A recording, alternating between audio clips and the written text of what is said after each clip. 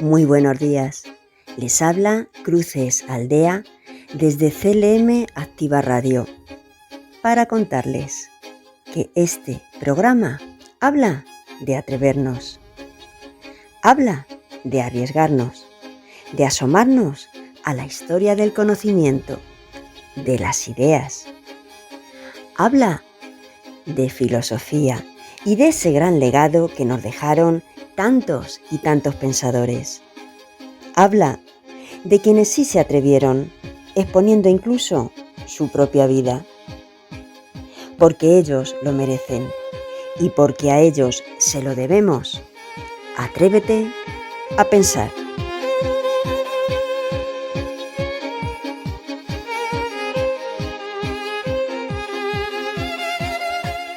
Sigue haciendo, amigo Lucilio, lo que me escribes que haces. Abraza todas las horas. Sucederá así que dependerá menos del mañana si te posesionas del día de hoy. Se pasa la vida en tanto que se aplaza.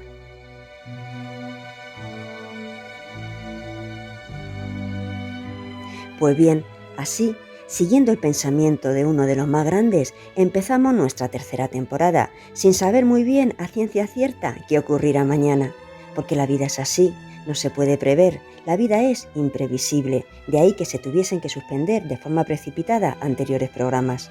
Pero de nuevo estamos aquí continuamos escuchándolo a él, comenzando con él, nuestro Séneca, porque, repetimos, que la vida se pasa en tanto que se aplaza.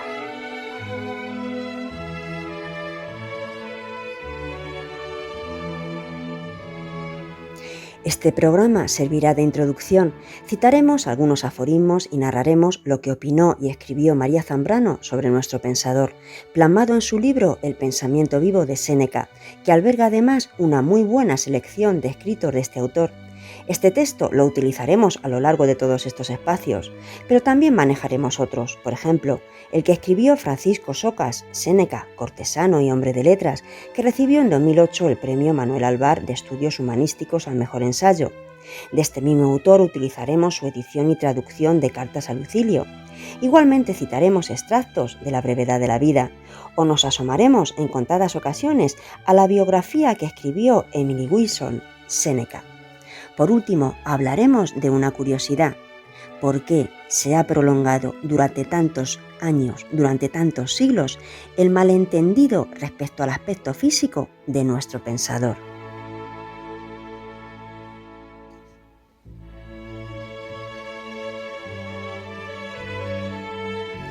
En la sección que significa esta frase nos acompaña Fernando Golbano, doctor en Filosofía en el campo de Estética y Teoría de las Artes por la Universidad del País Vasco.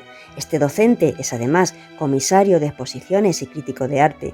Colabora de forma cotidiana con numerosos medios de comunicación nacionales. Ha publicado monografías y ensayos sobre la vanguardia modernas y sobre arte contemporáneo. Igualmente ha escrito en torno a autores pertenecientes a la teoría crítica en filosofía y es miembro del Instituto de Arte Contemporáneo y de la Sociedad de Estética y Teoría de las Artes. En un rato le vamos a escuchar.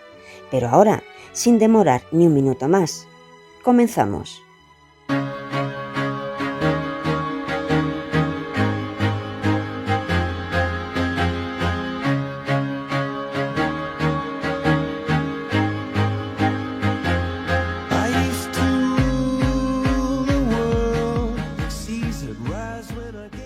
¿Quién, dime un nombre, le pone un precio a su tiempo, tasa su jornada y comprende que cada día se está muriendo?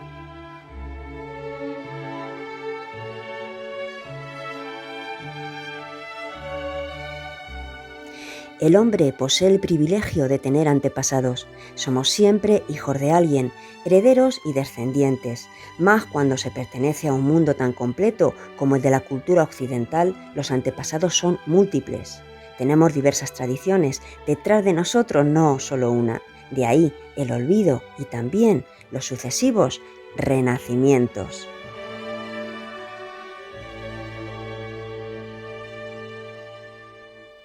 Hay nombres permanentes, clásicos, que son como la constante que mantiene la continuidad de una cultura, pero hay otros no menos célebres o, si se quiere, no menos clásicos, cuyo papel es diferente de los clásicos oficiales. A esta especie de clásicos es a la que pertenece Séneca. Séneca vuelve, sencillamente porque le hemos buscado. Vuelve porque le hemos descubierto, debajo de nuestra angustia, vivo y entero, bajo el olvido y el desdén.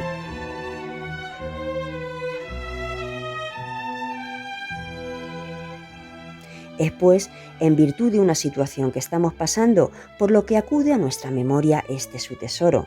A la alegría por haber descubierto este tesoro sin esfuerzo sigue la angustia de no saber a qué nos compromete su aceptación. Entonces nos preguntamos por qué hemos vuelto a él, por qué le hemos recordado, cuál es la necesidad íntima que nos ha movido y si no podríamos nuevamente olvidarle. Pero el olvido, si es posible, resultaría una turbiedad más en nuestra ya turbia vida, porque una figura así apetecida es solo una incógnita si no averiguamos lo que de verdad nos trae, lo que de ella vamos a buscar.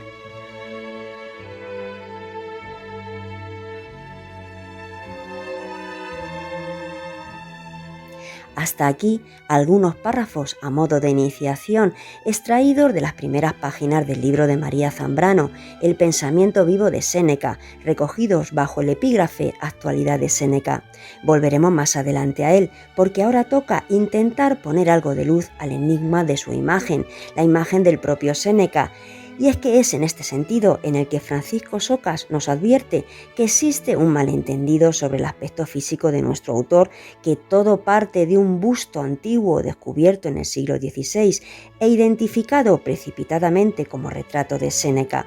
Representa a un hombre barbudo, anciano y enteco, enfermizo, flaco y débil, de gesto algo atormentado y que le cuadraba tanto a la imagen ideal del filósofo que el error duró siglos, porque hoy sabemos ya con certeza que no corresponde a nuestro pensador.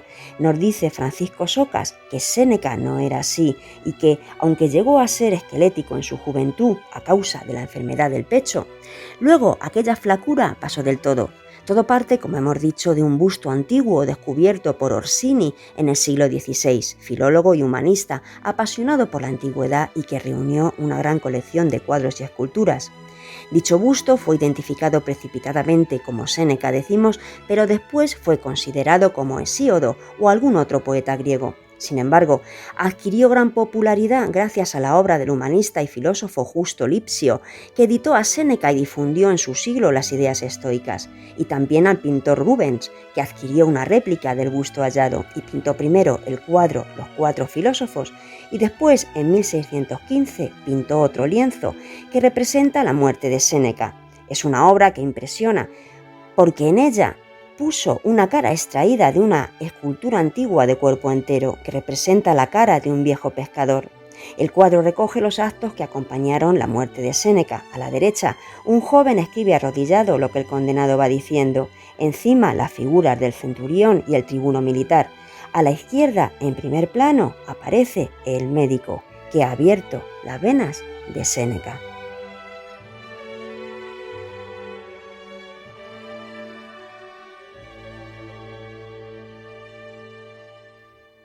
Pero nosotros tenemos que hablar de la verdadera figura, porque todo lo anterior, continúa advirtiéndonos Francisco Socas, no es más que un lamentable, aunque persistente malentendido. El retrato auténtico lo aportó un feliz hallazgo ocurrido en Roma en 1813.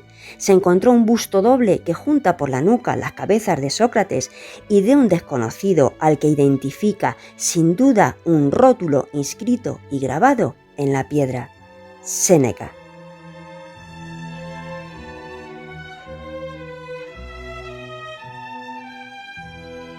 Dicha escultura se encuentra hoy en un museo de Berlín.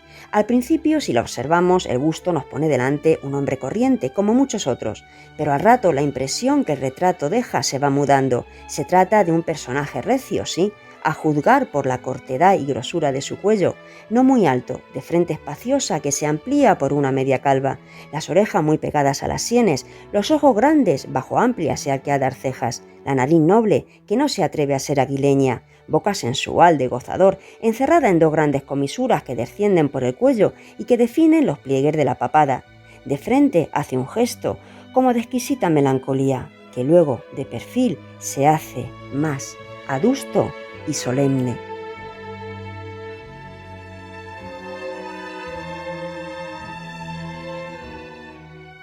Bien, hasta aquí la descripción del verdadero busto de Séneca en boca de Francisco Socas. Ahora a ratos vamos a leerle directamente a él, a Séneca, porque es imprescindible siempre. Comenzaremos en esta ocasión por contenidos extraídos de sus cartas a Lucilio. Un inciso. ¿Pero quién era Lucilio? Lucilio había nacido probablemente en Pompeya o sus alrededores, dentro de una familia modesta. Era sin duda más joven que Séneca, pero no mucho. Se fue abriendo camino y ascendiendo gracias a su talento, a su elegante estilo literario y a sus grandes y nobles amigos. Desempeñó cargos sin dejarse sobornar y en razón de sus empleos efectúa estancias y viajes por Macedonia, Cirenaica y la provincia de los Alpes. En los días de estas cartas es procurador en Sicilia. Séneca le aconseja calma en ciertos peligrosos procesos que le ocupan. Da la impresión, continúa Francisco Socas, de ser un estoico que ha abandonado el epicureísmo. Séneca, además de instruirle, también debate con él, ya que Lucilio tiene ideas propias. Por tanto, los documentos casi únicos sobre Lucilio son los propios escritos de Séneca. La relación entre ambos debía ser estrecha y duradera, no solo porque Séneca le formó e inmortalizó en sus cartas, sino porque también le dedicó otras dos obras, De Providencia y Las Cuestiones Naturales. Aunque estemos separados por el mar, en tu favor intentaré echarte una mano y llevarte a mejores cosas y, para que no te sientas solo, desde aquí entablaremos conversación. Estaremos unidos en nuestra parte más noble. Nos daremos consejos sin tener en cuenta la cara que pone el otro al oírlos.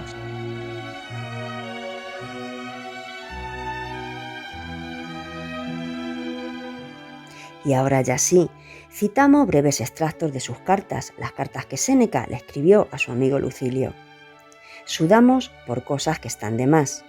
Esas cosas son las que desgastan nuestras togas, las que nos obligan a hacernos viejos en los cuarteles, las que nos estrellan contra costas extranjeras. A la mano está lo que es suficiente. El que está bien avenido con la pobreza es rico. Adiós.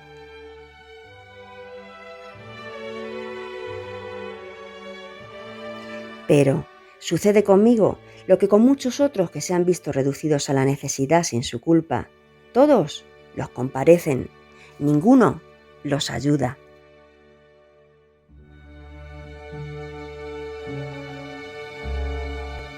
He hallado que el fin de los deseos aprovecha también para remediar el temor. Dejarás de temer, dice, si dejas de esperar.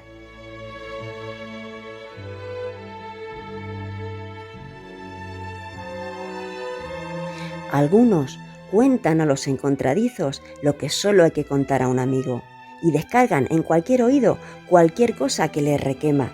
Otros, por el contrario, recelan de informar incluso a las personas más queridas y entierran en lo más íntimo todo su secreto. No hay que hacer ni lo uno ni lo otro. Son un fallo las dos cosas: confiar en todos y en ninguno.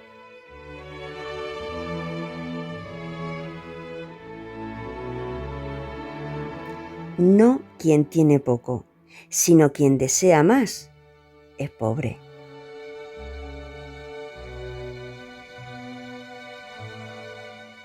Disipa la muchedumbre de libros. De este modo, cuando no puedes leer cuanto tienes, basta con tener cuanto puedas leer.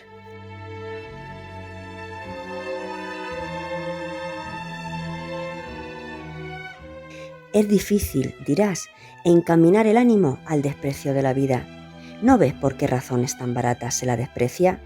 Uno se ahorca a la puerta de su enamorada, otro se tira del tejado por no seguir oyendo los enfados del amo. Otro, para que no lo hagan regresar de su huida, se mete una espada en las entrañas. ¿Crees que el valor no es capaz de lograr lo que logra un exceso de miedo?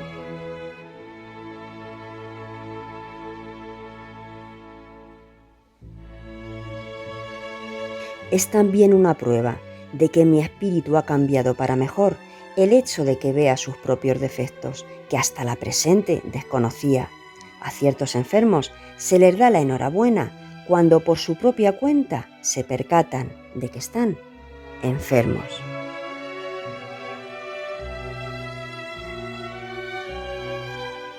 Bien, hasta aquí la información de Séneca por hoy, porque es hora de comenzar ya la sección ¿Qué significa esta frase?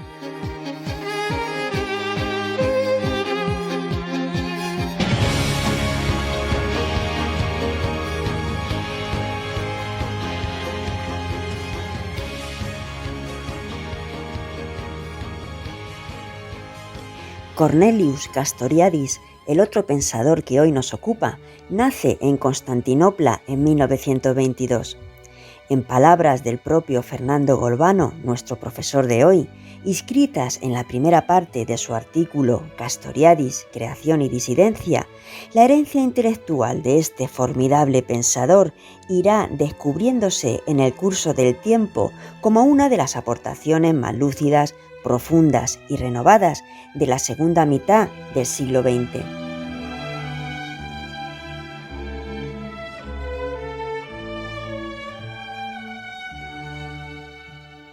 Castoriadis descubrió la filosofía y el marxismo siendo adolescente. Empezó a militar a los 15 años en la organización juvenil del Partido Comunista de Grecia, ilegal en ese momento. Abandona, sin embargo, a los pocos años el Partido Comunista, tras denunciar su burocratización y la ausencia de una acción revolucionaria. Se incorpora a un grupo trotskista. A finales de 1945 se marcha a París para seguir con sus estudios de doctorado en filosofía. Su alejamiento del trotskismo estuvo motivado por la incapacidad de éste para dar cuenta de la verdadera naturaleza de la URSS, régimen de capitalismo burocrático y totalitario, y no Estado obrero como lo definían.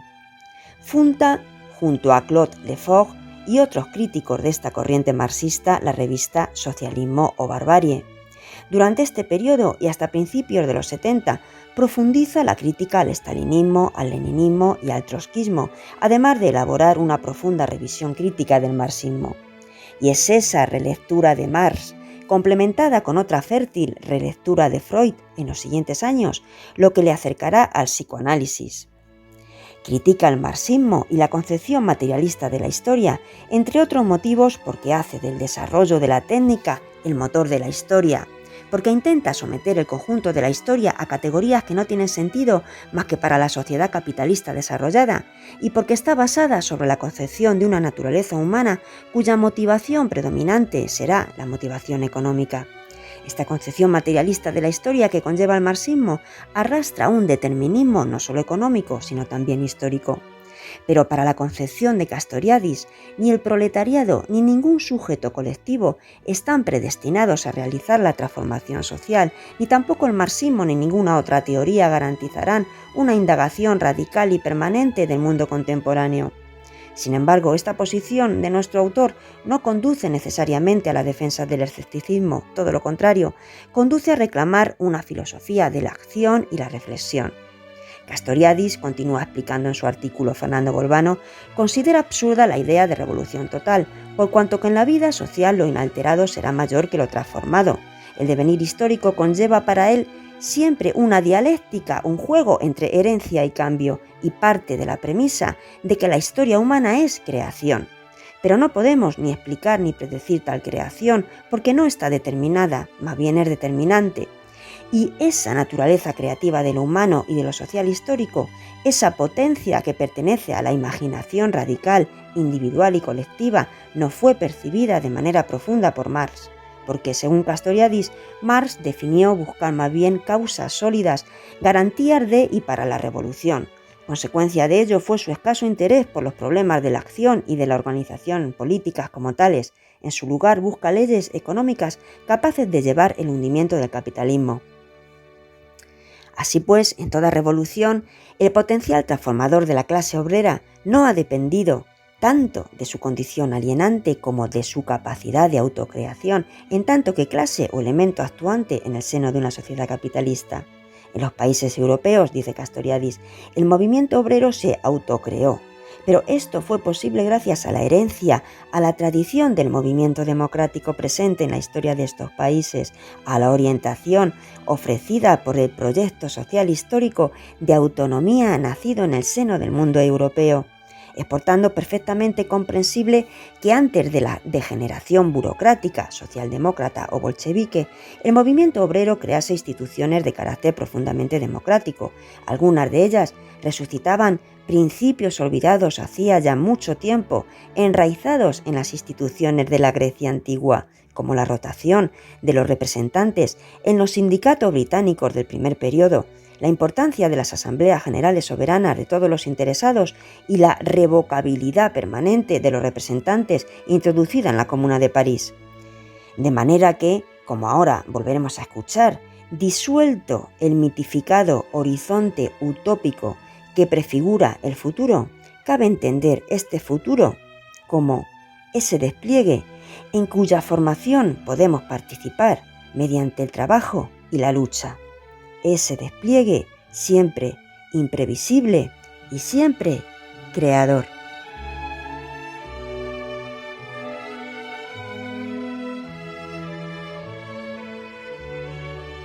Bien, pero hasta ahora apenas un par de apuntes sobre este filósofo, tremendamente desconocido para casi todos.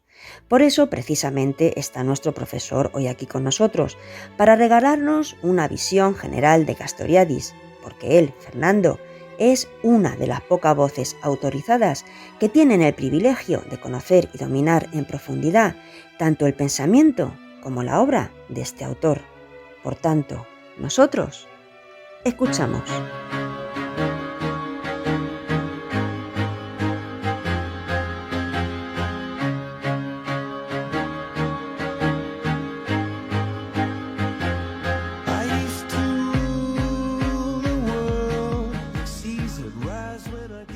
Mi amiga Cruces me invita a presentar unas breves consideraciones sobre Cornelius Castoriadis, nacido en Constantinopla, ahora Estambul, en 1922 y fallecido en París en el año 1997.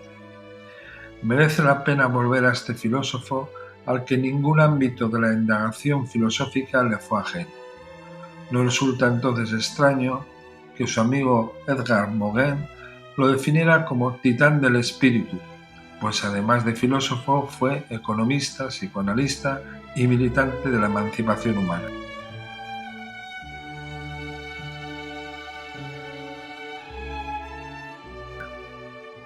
Su acción reflexiva y crítica se desplegó en una encrucijada incómoda frente al pensamiento heredado, los linajes marxistas y las derivas reduccionistas de las diversas escuelas adscritas al psicoanálisis. Podríamos decir que las aportaciones más originales se encuentran en su elucidación sobre el proyecto de autonomía, la imaginación radical, la subjetividad reflexiva, la creación histórico-social, el conflicto entre psique y sociedad, la lógica de los magmas, la democracia o la potencia poética del ser humano.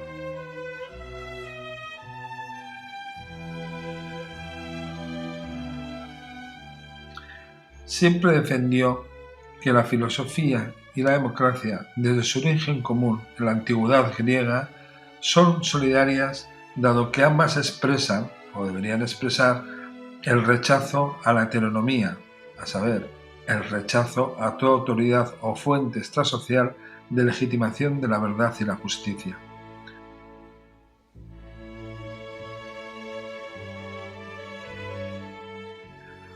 Toda su indagación teórica y su pasión crítica fue una invitación a pensar, a cuestionar la filosofía y las significaciones imaginarias heredadas.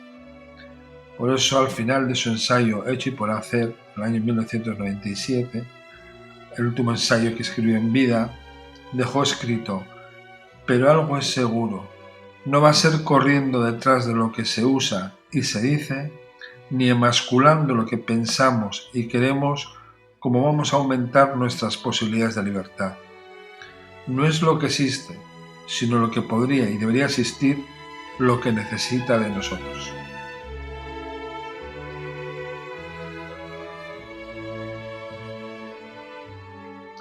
en su programa de investigación crítica desarrollado en los años 60 y 70, reformulará el proyecto de autonomía, que vendría a reemplazar la noción de socialismo y que al mismo tiempo conllevará la renuncia a las ilusiones y ficciones de una filosofía política racional. Lo social histórico será entendido como una forma ontológica que puede cuestionarse a sí misma y, mediante esta actividad autorreflexiva, alterarse explícitamente.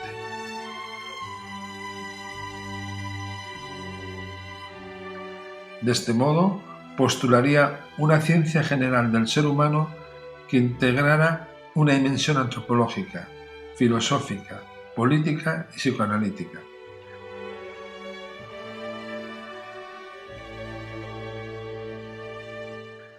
Por lo tanto, sin dogmas, ni telos o mitos escatológicos que orienten definitivamente el devenir humano, sin verdades esencialistas que descubrir, queda entonces la interrogación sin fin que nos permita elucidar, dando cuenta y razón, otras formas de vida y de sociedad.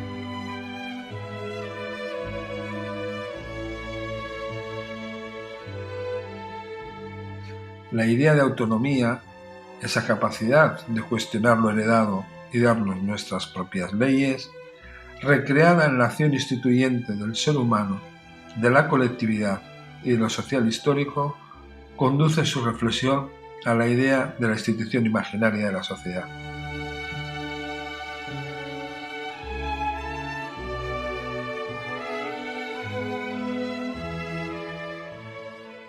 Precisamente, con ese título publica un extenso volumen en 1975, publicado en castellano en 2 volúmenes. El primero, Marxismo y teoría revolucionaria, en 1983, y el segundo, El imaginario social y la institución, en 1989, en el cual ajusta cuentas críticas con el marxismo y el estructuralismo que a la sazón estaba muy en boga en algunos entornos de la izquierda europea y de la filosofía heredada.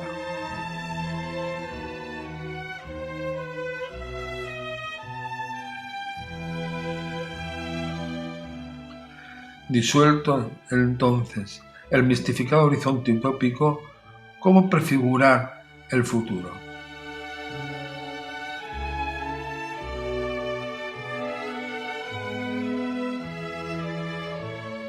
Su respuesta no puede ir más allá de aceptar que el futuro es ese despliegue siempre imprevisible y siempre creador, en cuya formación podemos participar mediante el trabajo y la lucha a favor y en contra.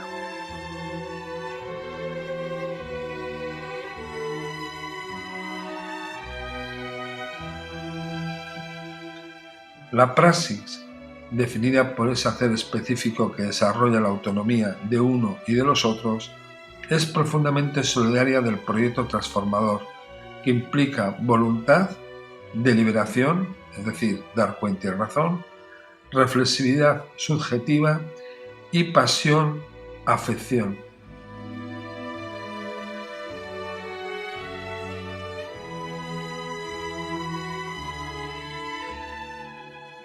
Dado que ni la autonomía ni la praxis son datos o herencias de la naturaleza humana, sino que surgen como creación histórico-social, exponen su radical naturaleza política, y por lo cual topan con el nudo gordiano de la cuestión de la autonomía, es decir, la actividad autónoma de la colectividad.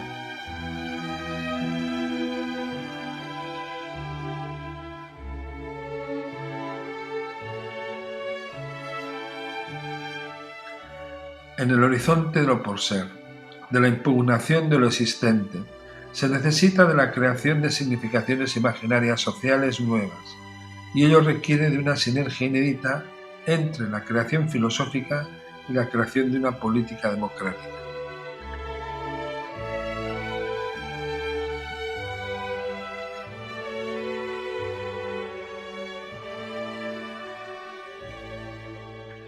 Pero en ese movimiento, el sentido es la actividad de creación del sentido y, en palabras de Castoriadis, lo verdadero se hace creación siempre abierta y capaz de volver sobre sí misma, de formas de lo pensable y contenidos de pensamiento que puedan encontrarse con lo existente.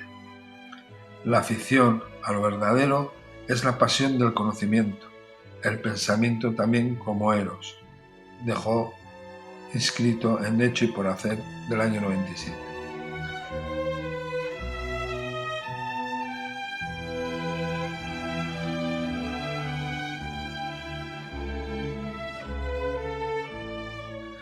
Sobre la creación, magma e inacción radical. Un apunte. Estas nociones han devenido sustantivas en su pensamiento. Para este pensador, las formas de sociedad, las obras, los tipos del individuo que surgen en la historia no forman parte de un listado, aunque éste fuera infinito, de posibilidades dadas y positivas. Son creaciones en y desde lo social histórico.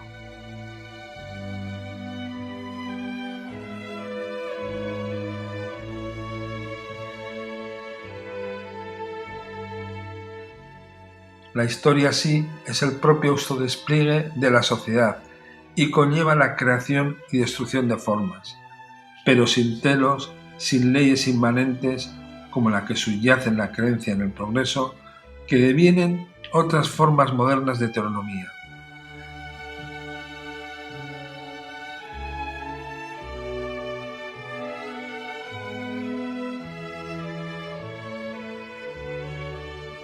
El alcance ontológico de su noción de creación entraña abandonar las categorías de determinidad y de indeterminidad como absolutas o excluyentes, dado que, precisamente, creación quiere decir posición de nuevas determinaciones, surgimiento de nuevas formas, eidos y por ende, ipso facto, de nuevas leyes, las pertenecientes a esos modos de ser o a esas nuevas posibilidades de ser.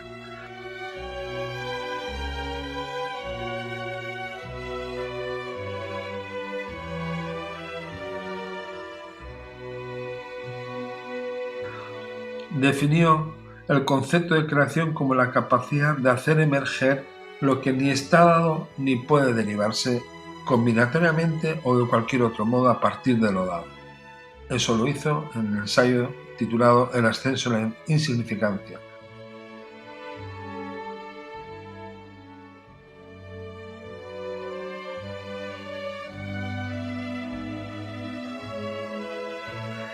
Y esa capacidad reside en la imaginación, que es la que nos permite crearnos un mundo y nos hace ver precisamente por qué la esencia del humano no puede ser la lógica ni la racionalidad, sino, antes bien, será la imaginación radical, que reside en la psique y que es flujo incesante de representaciones, deseos y afectos, y lo imaginario social o instituyente.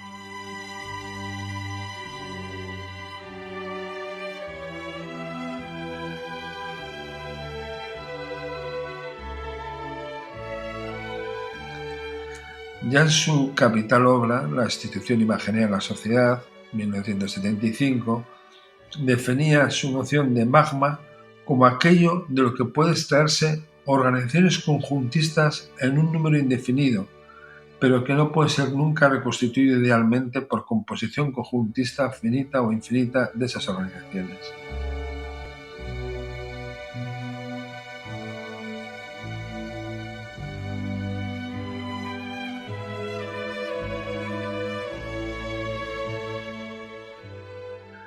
Posteriormente, ha apuntalado mejor su intuición genuina. Cada sociedad, viene a decirnos, crea un magma de significaciones imaginarias sociales irreductibles a la funcionalidad o a la racionalidad, encarnadas en y por sus instituciones, y que constituyen en cada caso su mundo propio, natural y social. Lo dijo en Hecho y por Hacer, 1997.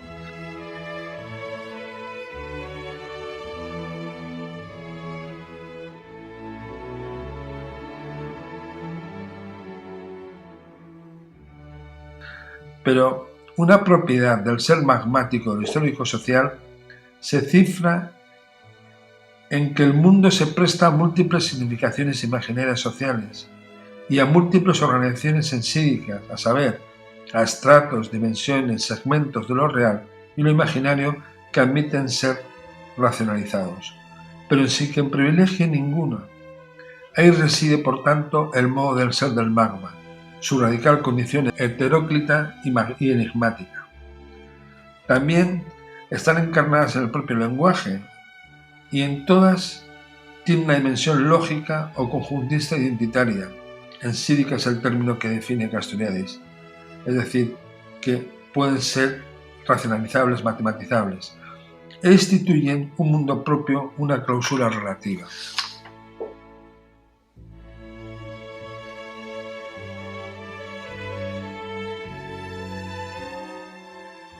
No obstante, el mundo y lo viviente, en su modo de ser magmático, no es exhaustivamente ensídico, no está plenamente determinado, sino que es asensato, lo que significa que se presta a significaciones variadas sin que privilegie ninguna.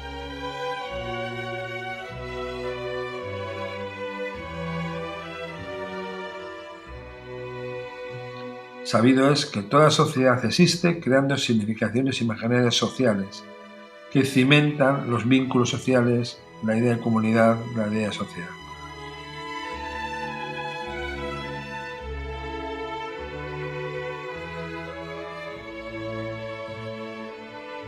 Advierte que la idea de autonomía revela algo más que la mera autoconstitución. Dice, entendemos por autonomía a la capacidad de una sociedad o de un individuo de actuar deliberada y explícitamente para modificar la ley, es decir, su forma.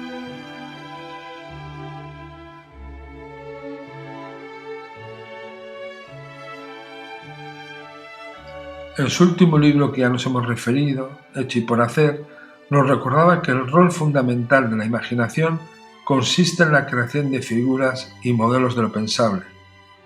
De modo que todo el trabajo teórico, toda la reflexión filosófica, toda la historia de la ciencia muestran que hay imaginación creadora que es fuente de figuras o modelos que de ninguna manera podrían considerarse empíricamente inferidos, sino al contrario. Serían condiciones de organización de la empiria, de la propia experiencia, del saber de la experiencia, o de manera más general, del pensamiento.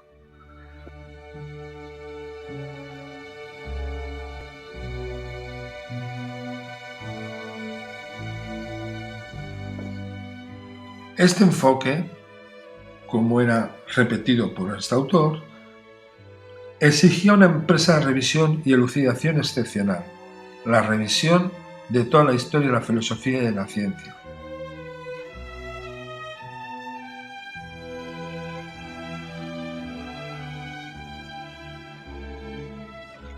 Así, voluntad y acción reflexiva se anudan en este filósofo agitador de la autocreación y de la autoinstitución del ser humano y de la sociedad.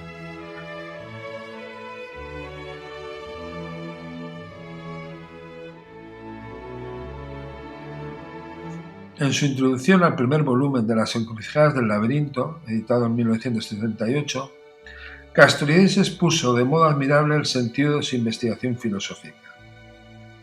Abro comillas. Pensar no es salir de la caverna, ni sustituir la incertidumbre de las sombras por los perfiles bien definidos de las cosas mismas, el resplandor vacilante de una llama por la luz del verdadero sol. Pensar es entrar en el laberinto, es perderse en galerías que solo existen porque nosotros las cavamos infatigablemente, dar vueltas en el fondo de un callejón sin salida cuyo acceso se ha cerrado tras nuestros pasos, hasta que este girar abre inexplicablemente figuras factibles en el muro.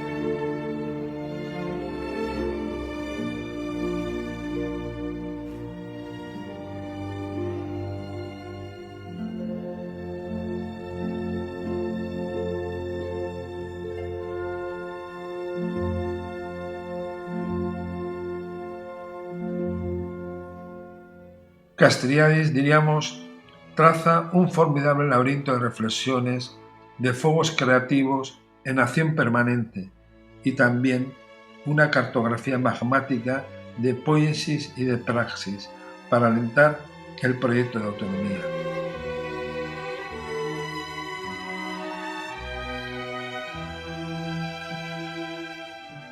Y lo hace abierto a nuevas paradojas también, sin confiar su suerte en Ariadna alguna que pertenezca sea al marxismo, sea a la filosofía heredada o sea a sectarias escuelas psicoanalíticas. Un saludo y a pensar y a volver a leer a Castoriadis.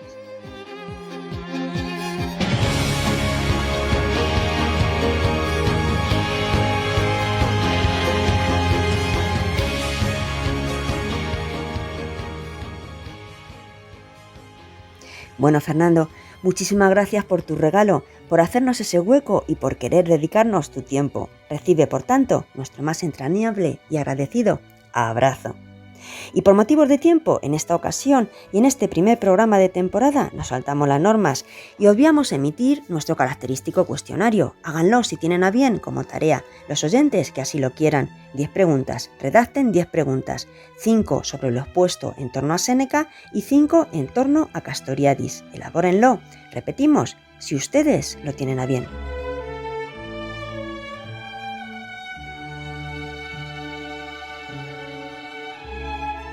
Estamos acabando, por eso hablamos ya de ideas para leer.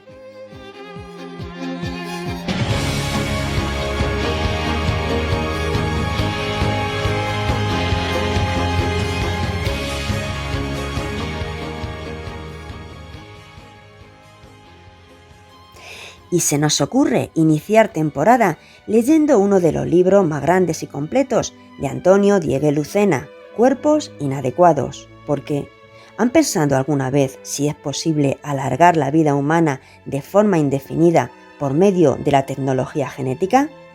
¿Qué repercusiones tendría eso sobre la sociedad y nuestra forma de estar en el mundo? ¿Podremos unirnos a las máquinas alguna vez y llegar a ser cyborgs o a volcar nuestra mente en un ordenador, fundiéndonos así con la inteligencia artificial y consiguiendo un soporte imperecedero? Estas y muchas preguntas más que a nadie dejan indiferente y que a nadie nos dejan de apasionar son las que se plantean en este texto que hoy aquí citamos. Repetimos, Cuerpos inadecuados, de Antonio Diego Lucena. Y se nos ocurrirán en los próximos programas otros escritos y otros libros, todas las novedades que, relacionadas con la filosofía, nos quieran comunicar, porque en esta sección las vamos a contar.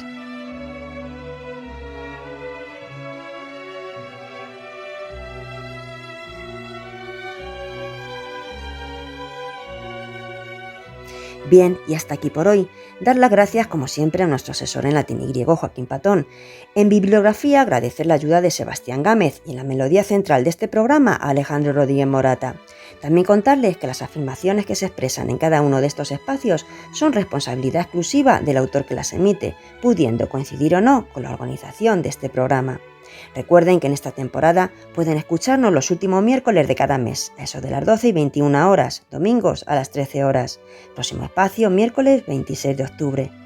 También, si lo desean, estamos en YouTube, canal Atrévete a Pensar Profes, junto al resto de programas emitidos en pasadas temporadas. Igualmente disponibles todos los audios en la web de CLM Activa Radio y en las siguientes apps: Spotify, iVoox, iTunes y Google Podcast. Se despide de todos ustedes, Cruces Aldea. Que sean felices.